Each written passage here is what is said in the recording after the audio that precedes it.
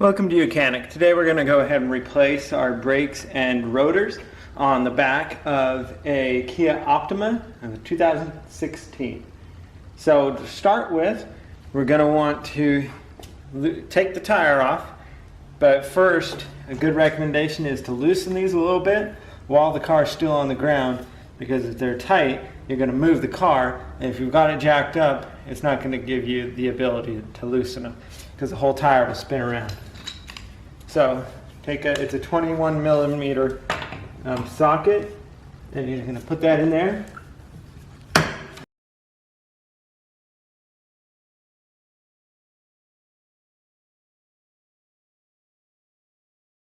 And while it's still there, you can either tap and kind of rock the car, because you get the aluminum will seize to this steel of the rotor, and so we just went ahead and I just tapped it and you can see that it broke the seal. Now with where our jack points are, we're going to jack up the car, and I'm going to put a jack stand under the back to make sure it doesn't fall down.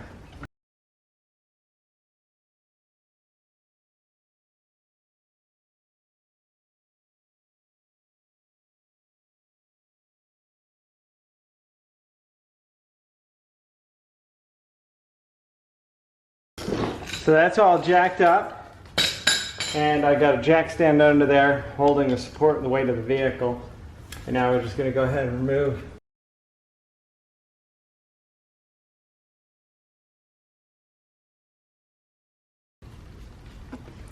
So on a rear brake repair, you're going to make sure that your emergency brake is free to be able to get this to spin around, right? To be able to do what you need to do. So we've gone ahead and used there's 2 bolts back here to undo the whole brake caliper. I've gone ahead and I've got them broken free.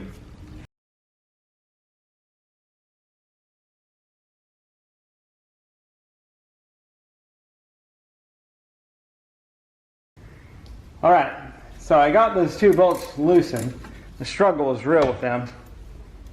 So now they're loosened. That way we can move this caliper out of the way. Set it up there for now. And then these are a P3. These are just some set screws to hold this rotor on. So we're going to go ahead and remove the rotor to get it out of our way to be able to do our other work. Sometimes these are quite hard to get out. You may have to drill it out. And then being that we have studs on this, it's not always crucial that you got to put it back in, because the studs will hold the rotor where it needs to be. You might need to get a hammer and do light tapping around to get it to break free from the other rusted metal.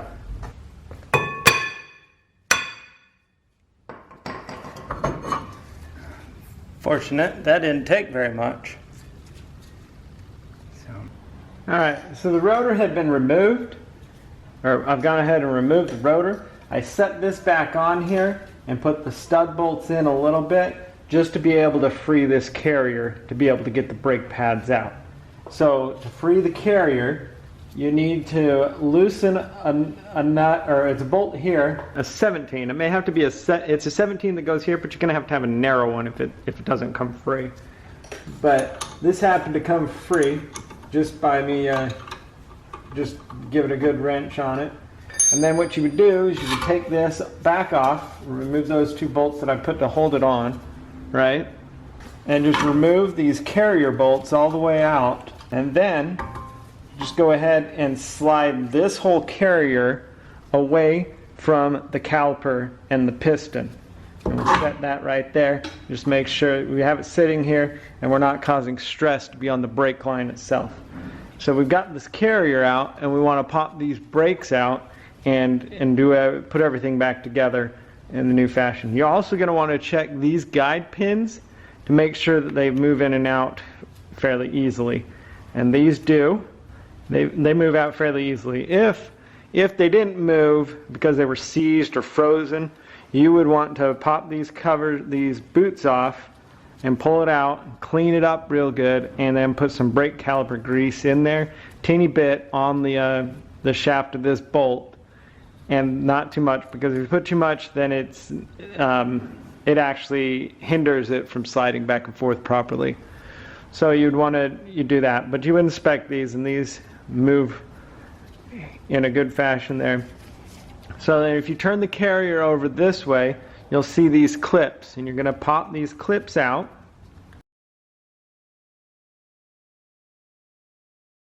And then just go ahead and slide the brake pads in, and note the way you took them off.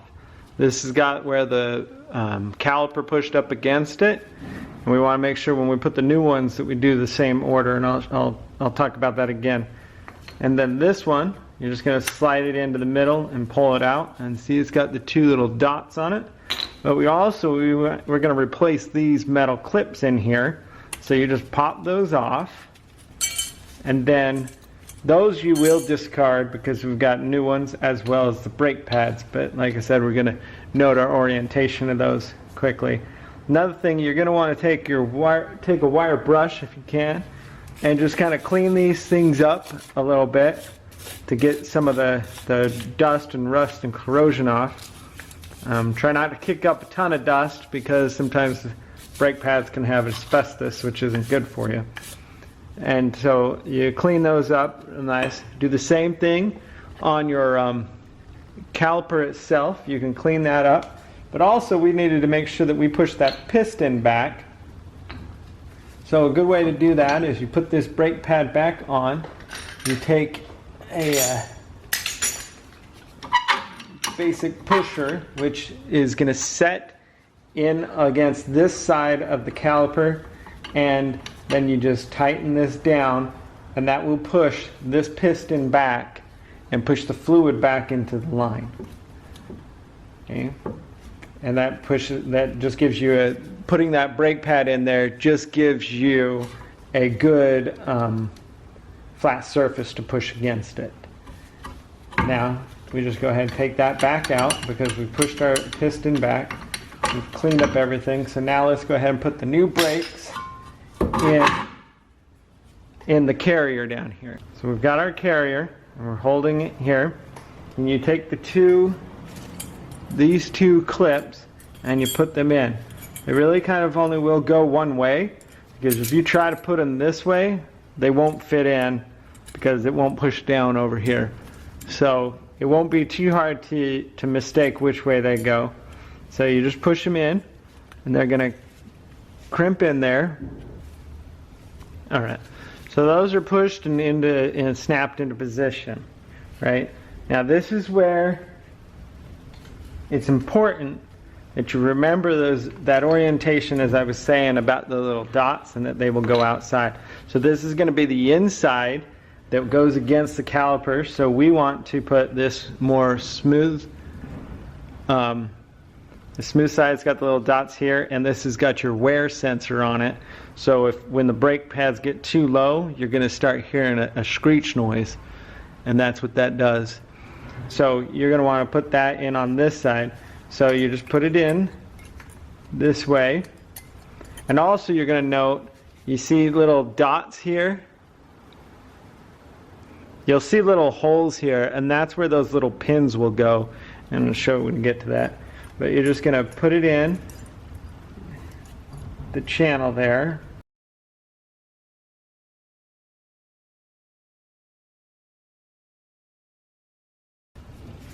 Tiny bit of finagling, but we got that one in. So then go ahead and do the same with the other, and just make sure that this has got the two dots, and see this is the outside of the carrier, and so we want those facing out. Same thing, you might be better just kind of squeeze it, push it into the bottom there, or one side, and then be able to push this one in, and that actually went in quite easy there. And then you're going to want to take these little pins, these are pin clips, to keep them basically spread it apart when you don't have the brakes riding. Helps them release when you let go of the brake pads or the brake pedal. So you put the one in at the top, And we put one in at the bottom, right? And now take your whole carrier assembly unit and install it into the caliper itself. Okay, so we've installed them. We've got them just sitting in there because we're going to have to tighten them up, and it'll come easier to tighten it up when it's on there. We got to put the rotor back on, so we're going to pull that back off, and we're going to set the rotor on here. And see, remember we had those little set pins, or set bolts, so that's lots of times there's only ever one. This happens to have two, so we'll just put them on since we have them, and it'll help pull the rotor back into place, and they're tapered. Alright. So then we would just go ahead and sit our caliper on here, make sure it goes in there. Because the struggle is real to get those bolts off to release the caliper, I went ahead and put a bunch of anti-seize on this bolt to put it back in. It's a thread lubricant, and it will also help keep corrosion away so that it can be removed again.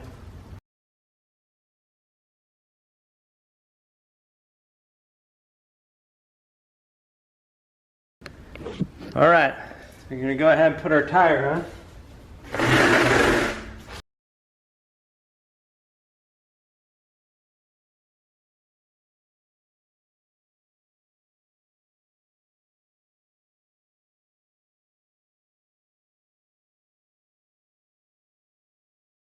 So we've changed the brakes on both sides, and before you drop the jack down, you're going to want to tighten these lugs. Good hand tight, so just hold your hand on the tire and tighten with your ratchet there, just a good snug. And now this is a 5 lug, so you go every other and just work your way around, and that way you don't tighten one side. It's a way to balance it, so you just skip every other.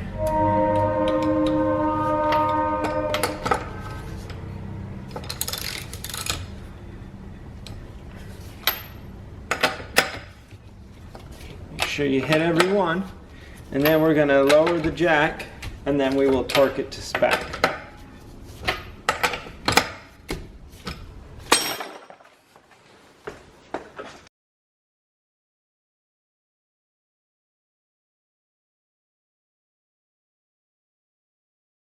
Alright, so the jack's on the ground, torque to spec. Same concept of skipping every other one, going around. And this is a clicker type torque wrench, so when you hear that click, then you're to the right torque. And then I always just go around again, and it's just going to click immediately because we want to make sure we hit them all for sure. And it's recommended, these are aluminum alloy rims, that after you've taken them off and done things, you're going to want to torque them again after 25 miles or so, 25 to 50, because of the expansion and contraction. But that's how you replace your brakes, your rear brakes and rotors on a 2016 Kia Optima. Thanks for watching YOUCANIC, where you can be the mechanic.